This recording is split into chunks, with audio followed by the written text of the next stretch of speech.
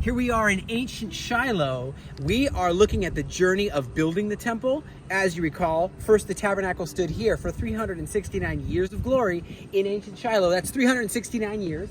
And now the red heifers are here, supposedly, and we're going to go see these red heifers, and we are going to see the journey and hear the journey of building the third temple. By the way, the actual model of the Ezekiel temple, it is coming in just a few days here to Israel. I'm very excited to announce scale model done by my friend in the United States, and it's going to be brought right to Jerusalem.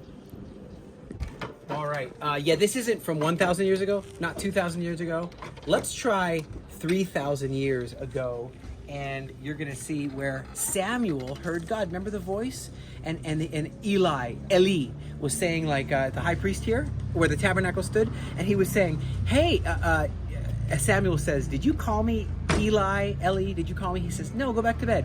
Then the second time, did you call me Eli? And then Eli, and he's like, no, go back to bed. The third time he said, it's probably the Lord. So just say, Hineni, here I am, your servant hears. And that's exactly what happened. And that's how Samuel the prophet became Samuel the prophet. Yeah, let's go in.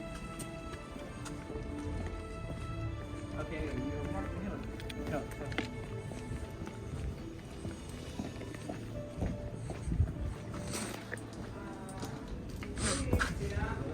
By the way, my buddy, David Rubin, he's got some very cool books. All of them are awesome. I got to meet him. I was just with him in the United States.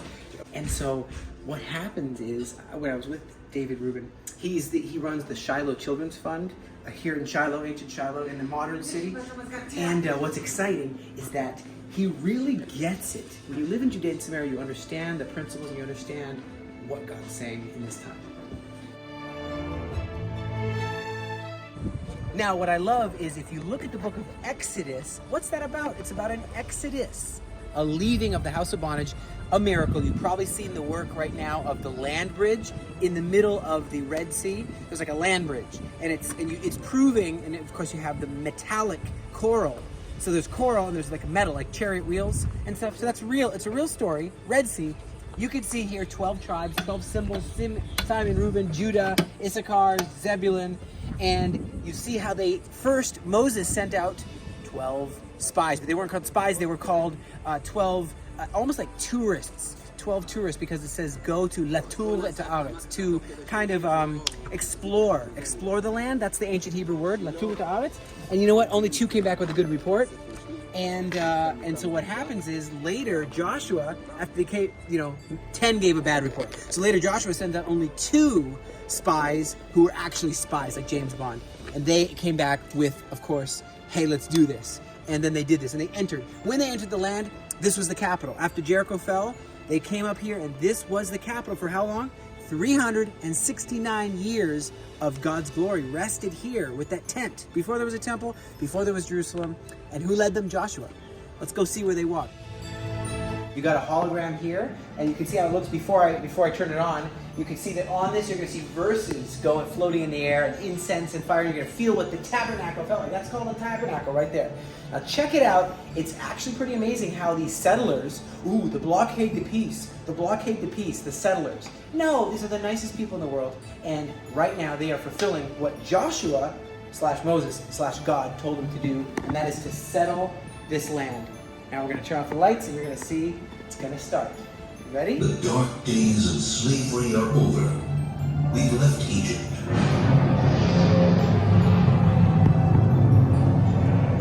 The tabernacle is a portable, temporary temple. The tabernacle courtyard was rectangular, 100 cubits in length by 50 cubits in width, until the city was destroyed by the Philistines. It then wandered until Solomon built the temple in Jerusalem. Let's walk this way. They call it Jama El Yatim. And what is Jama El Yatim? It means the mosque of the orphan. Mosque of the orphan, it's this building right here, and it's sitting right on top of an old Byzantine church. Byzantine church right back here was built, as I said, one of the first ever, like 3rd century. That's 300 years after Yeshua was here in the land. You have these Byzantines coming from Constantinople, from Turkey, modern day Turkey, and they would come here, and because Emperor Constantine, he said, build these churches, mark these places, or die. So they said, oh, we're going to mark these places.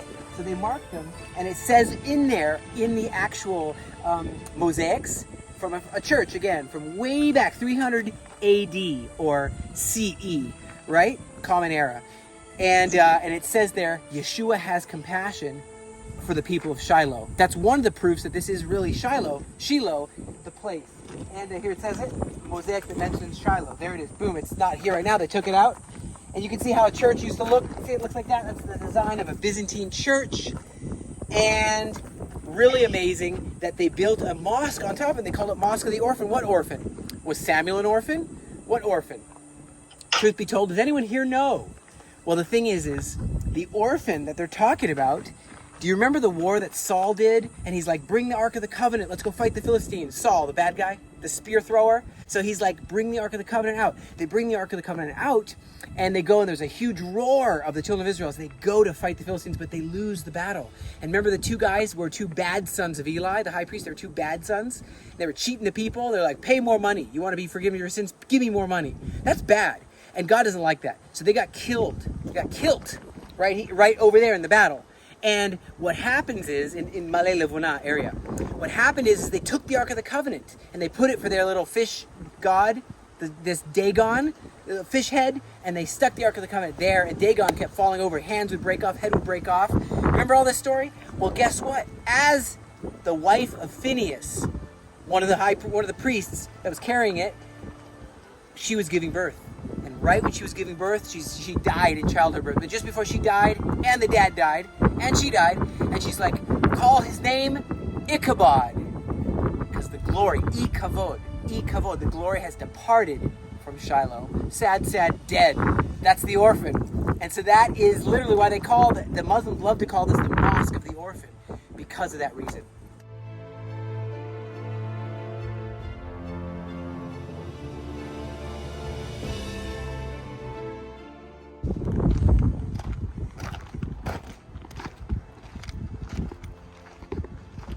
Ancient Shiloh. As you go up here, you're going to see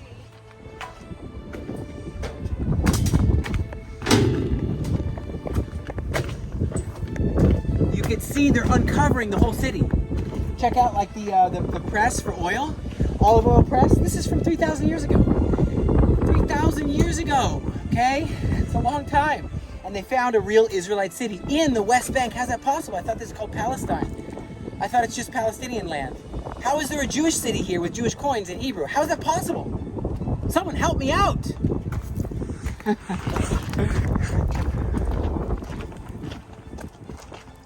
All right.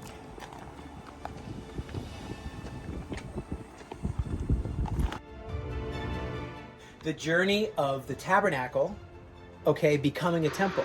The journey of the Ark of the Covenant, coming from here in Shiloh, in Judea and Samaria, some call it the West Bank incorrectly, and it gets brought to Jerusalem. But here's the journey of the children of Israel. You remember? Coming from Egypt, Ramses, down through Mara, remember the bitter, and Elim, remember that? Bitter water through the sticks in there. Rephidim, Mount Sinai, pretty famous. Okay, up through, boom, boom, boom, to the crossing point right here.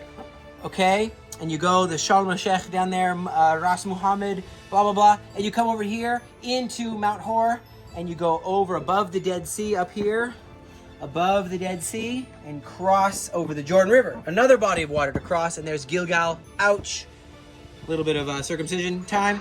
Then Jericho, circle, circle, circle, shofar, right? And then the seventh blast, and it falls, and then Shiloh. That's where we are. That's the capital. That's the journey. And then from here, of course, to the temple. Boom. Right there, Jerusalem. That's where it went after. So that is what we're seeing, is the discovery of the history, but also the journey from tabernacle to temple. Once again, we're seeing that when the Ezekiel temple's built.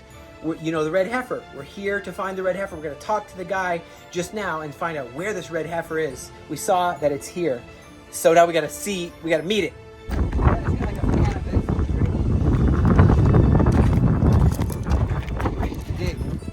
This place was built because of a miracle. Yeah, it's a Jewish family, and they're from Florida, and they said she was barren, and she couldn't have a baby, and she said, Lord, if you'll just give me a baby, like Hannah, like the story of Hannah in the Bible, and she said, if you'll give me a baby, I would love to dedicate him to you. So what she does, she donates her inheritance to build this visitor center to recall the story, and it's overlaid. These little screens are over top of the actual hills, and it's done. The acting is done by settlers who are from Shiloh, telling the story. It's time to go out and settle throughout the land. But 7 tribes refuse to leave Shiloh. Build and sow. And now, it's up to you. Isn't it amazing to see that film? You got to see it on your next Destiny experience with me here in Judea and Samaria. But behind me, the Tabernacle scene, that's where the big dig is. And they said, although the red heifer, I talked to the guys here, head of this place, and they said, isn't it amazing to see that film? You got to see it on your next Destiny experience with me here in Judea and Samaria. But behind me, the Tabernacle scene, that's where the big dig is. And they said, although the red heifer, I talked to the guys here, head of this place, and they said, although the red heifer was here just now, they've hidden him away. Do you know if anyone leans on this red heifer, or if anyone pokes it? Let's say you poked it with a pin. That would be horrible. You would ruin the entire process, which has taken years to get it to this point. So that is why they've hidden it away. I don't know where it is right now, the red heifer. We're not going to see it today, but it's somewhere around here. Okay, she is somewhere around here. Anyway, God bless you, and adventures are continuing. Thank you for joining us as we uncover the mystery, unravel the prophecy in this very day.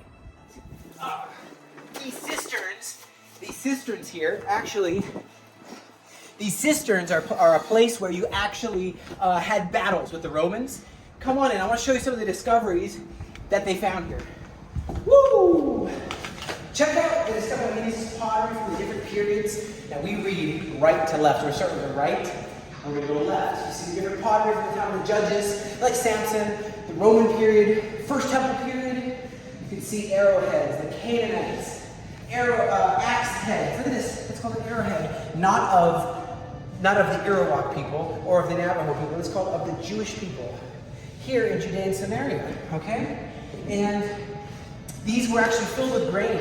They were filled with grain. They found them full of grain from 3,000 years ago, fossilized. And you can see all kinds of seals, stamps, coins, coin of Herod. Herod really lived. There's a coin of Herod. There's a measuring cup. See that, the coins? See these coins there? Those little tiny, tiny coins. You can see them kind of enlarged. And earrings. All oil lamps. All right, all kinds of cool stuff. What's interesting, I always found interesting, is in 361, that's 361 AD, okay, you had Emperor Julian the Apostate attempts to rebuild the Jewish temple in Jerusalem. Well, guess what? There's some other people, that's a long time ago, right? And you have, once again, a time, look at my ring, and then you see that ring. Same, it's very, very similar. It's a Sumerian oil lamp. Behind me is a live dig, very cool dig. Right there it is. The truth of what's being discovered is amazing. Scott Stripling, great guy. He's heading up the dig, and they're finding all kinds of amazing truths proving the Bible to be true, which I just love.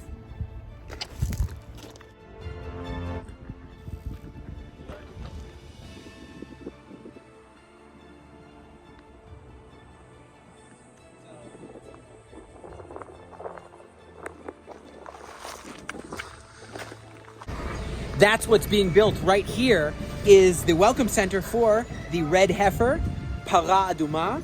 And I was just opening up I just opened up the Mishnah, and I was reading in Aramaic, and I saw the parasha of the Para Aduma today. Today I read it. I found it so interesting. So that's where, right here is where the red heifer will be housed. Right here, it's all being built. This is breaking news. Your group is going to come here, and you're going to be like, Chaim told me that this is it, and it's going to be beautiful. This is in ancient Shiloh, and we are excited to to keep you posted as to the progress. And this thing has to be so carefully done so that nothing will injure or cause this red heifer to be not kosher anymore. The tabernacle to temple, that's what's happening again. It's the history repeats itself. Hebraic means cyclical, means it's a cycle, and it's repeating itself once again. And this is the prayer. Pray it with me. Be'mehira bi'amenu yibane Beit HaMikdash. Quickly and in our day, may the temple be rebuilt.